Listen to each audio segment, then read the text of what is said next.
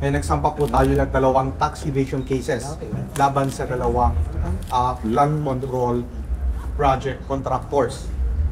Ang una po na sinampahan natin ng kaso ay si Sally Nicolas Santos. Siya po ay proprietor ng Sims Construction Trading. Ito po ay may kaugnayan sa isang flood control project sa Baliwag, Bulacan na supposedly ay construction of reinforced river wall.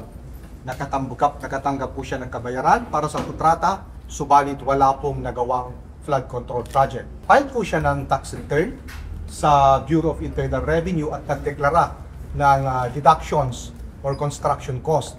Since wala naman pong actual na proyekto na nagawa, di ibig sabihin mo, fictitious itong deductions, non-existent.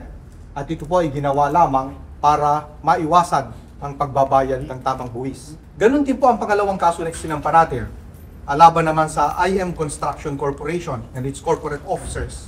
Nakatanggap sila ng kontrata para sa isang flood control project sa Barangay Santo Rosario, Habonoy, Bulacan. Ito po ay construction of pumping station and floodgate.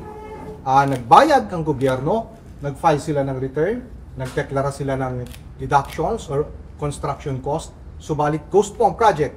Wala naman po talagang nagawang proyekto. So sa makatuwid, yung kanilang mga deductions na yun, construction cost, ay walang basihan, fictitious at ginawa lamang para maiwasan ang pagbabayad ng tamang buwis.